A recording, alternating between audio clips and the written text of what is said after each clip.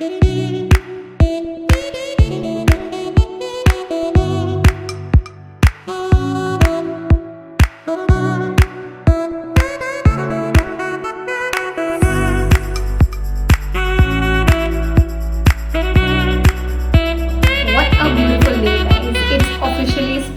the temperature in Poland right now, it's 20 degrees and it's amazing outside. We are super pumped and excited to go out and just for walks and some grocery shopping and stuff, but then the weather is fantastic outside. And with that said, guys, welcome back to the channel. I hope you all are doing extremely fine, and today's video is a very big news for you guys, for all of those asking me questions regarding TRC dependent visa. And here's a video especially for you guys applying for your dependents to get your family along with you to Poland. So today's video is going to be about the documents that you require to get your dependents to Poland, and especially if TRC is required or not. You will get to know that, but just hang on to this video and watch till the end. And without wasting much time, let's dive in. And to let you guys know, all the documents that I'm going to list down today, or actually it's a list that I've picked from the VFS website, and I'm going to explain it to you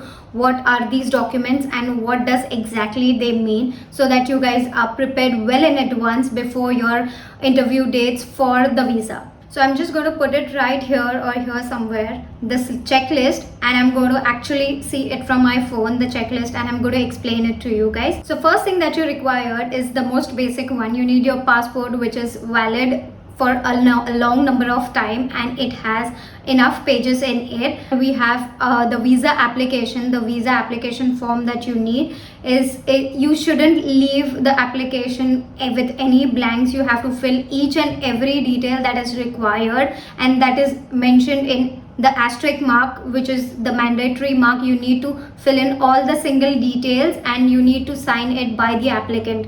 For example, if you are an applicant, if you are applying for your visa, you need to make sure that you sign the application form as well, okay, without fail. Third thing is you need to provide your photographs.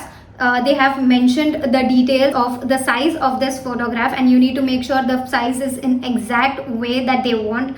They will not accept it in case if the size is changed or something of that sort. So make sure you are ready with the exact size of the photograph. The fourth one that you can see here on the form is the applicant's cover letter.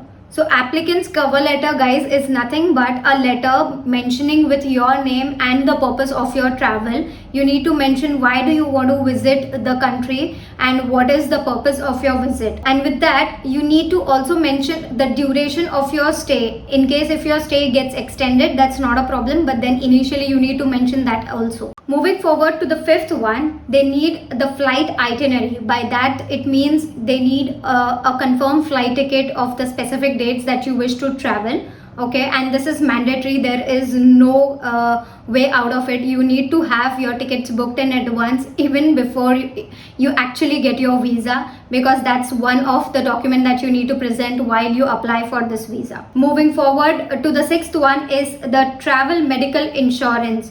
You need to buy a travel medical insurance, and that is mandatory. There is no other way around. These are all important and mandatory documents that you need to present. Otherwise, there is a high possibility of your visa getting rejected, and then you will have to, it's not good. You will obviously feel bad about it. So make sure you have your travel insurance ready with you. Moving forward to the seventh point is the documents confirming the purpose of your trip. In this point itself, guys, there are multiple points. It's already classified rather, so I'm going to explain it to you what it exactly means. Okay, so 7.1 is the family reunification. So for family reunification purpose, they need a TRC card, which is the temporary residence card, which is issued by the voivodeship of Poland. And later, moving forward to the 7.2, dependent spouse and or children of the inviting party employed in Poland or to be employed in Poland. So here what they say is they need an invitation letter from the inviting party. So this guys is going to be a little bit confusing. Just be patient and hear me out very carefully, okay? So first they need an invitation letter. So this letter is basically going to be a letter from your spouse inviting you to this country. Okay. The second thing is document confirming family ties. So you need an official document. So if your dependent is your spouse, you need a marriage certificate. If your dependent is your child, you need the birth certificate mentioning your family ties, mentioning your relationship with the invitee, okay, or your dependent. I hope this is clear and it's not very confusing. Okay, these documents, the marriage certificate or the birth certificate of your dependent, needs to be apostille. Okay, so by apostille I mean it should be attested. It's a kind of attestation which is done by the Ministry of External Affairs. There are various consultants, or there are various companies who get your documents apostille. So I will show you guys my marriage certificate for an example, so that you know what exactly and how this apostille thing looks like. So guys, this is how my marriage certificate looks like, and this is the apostille part. There is a stamp on it. This is how it looks like. There's a notary stamp here, and there are a lot of stamps here, so you need to get that done. Unless it's not done, your documents will not be accepted. So I hope you know what apostille means now, and this service does not charge a lot of money, so that's totally fine. Moving to point number 7.2.3, it's the proof of residence validity of the inviting party in Poland for the whole period of the intended stay, which means your spouse should ideally have a residence permit or a visa or a positive TRC decision or a blue card. Either of this is fine. So basically, if your spouse has, or if you are the inviting party, if you just have visa, you can apply for a dependent visa and you can get your dependents here. So this rule was something that was changed in 2020. The rule was something different. Unless you do not have your card, you cannot get your dependents to Poland. But thankfully, last year in December 2020, the rule has been changed again what it was before, and if you have your visa and if you have your documents clear, you can get your dependents to Poland. So this is a big news for all those asking me this question. But there are a lot more documents that you required. So going to 7.2.4 point, the accommodation. So basically, you need to have an accommodation registered by your name. By that I mean you need to have an agreement, a lease agreement of an apartment or house or whatever suits you well, with your name and your dependent's name. This is very important. The lease agreement should have your name and your dependent's name, whoever is going to stay in the apartment or in the house.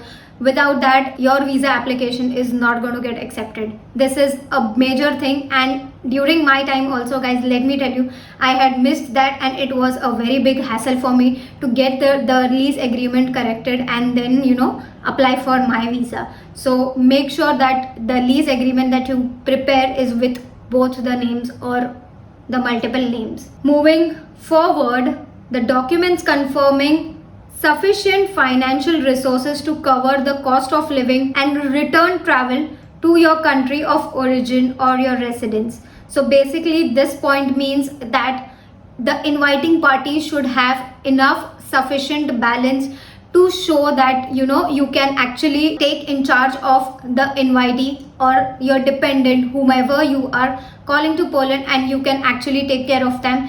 You have enough resources with you, you have enough funds with you to support their living in Poland. I hope this is clear. And here in this point itself, they have mentioned how much is the living cost per day. So this is the most approximate one or the most average one. It depends upon your living also. So yeah, okay, so this details were about your paper documents. Now the most important that you need is the financials that you need to show actually in your account. The previous point that I just mentioned. So point number 7.2.5.1 is the traveler's check. Ideally, not too many people go for the traveler's check option. You can go visit to bank, you can show your funds in your account, and you can ask for a traveler's check from your particular bank, the one that you have your account in. Moving forward to the second point of this, the certificate of the amount of credit card limit that you have. So basically the credit card limit that you have on your credit card should be enough to suffice for your dependent here, is something that is very important.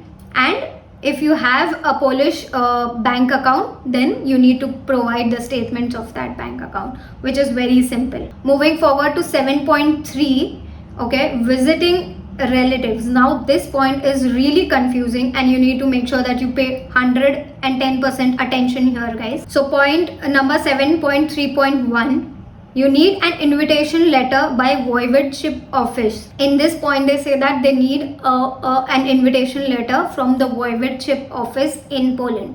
Okay, so this refers to if the inviting party has TRC, only then, to avoid multiple documents, the inviting party can visit the voivodeship office in Poland and get the invitation letter. Because of this, you are actually further going downwards on this checklist. You will notice that because of this invitation letter from the voivodeship office, your documents, the number of documents that you need to submit has reduced. So this actually helps a lot. If your inviting party has a TRC, you can ask him to get an invitation letter from the nearest voivodeship office also. Then the proof of relationship, like I mentioned earlier, you need a confirming document for your family ties, that's birth certificate and or the marriage certificate, apostille. Okay, that's pretty simple. Moving to point number 7.3, visiting relatives.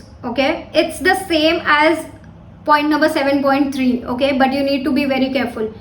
There they had mentioned if the inviting party has TRC, they only had to submit only 2 documents. That's the invitation letter and the family tie document. Whereas if the inviting party does not have a TRC, if you are on visa, then you need to provide an invitation letter by yourself, which is written by you. Then you need to provide the family tie document, the birth certificate or marriage certificate, and you need to provide the residence validity, and you need to provide the accommodation, and of course the financial resource statements. So these points were something that I really wanted to focus on, guys, and I know it was a bit confusing. Alright, so guys, I hope this video was informative for you and it was helpful for you in a way, and if it was, make sure to give it a big fat thumbs up and subscribe to my channel if you haven't done it yet, and hit the small bell icon there so that you'll get notified each time I upload a new video. And if you are planning to travel to Poland,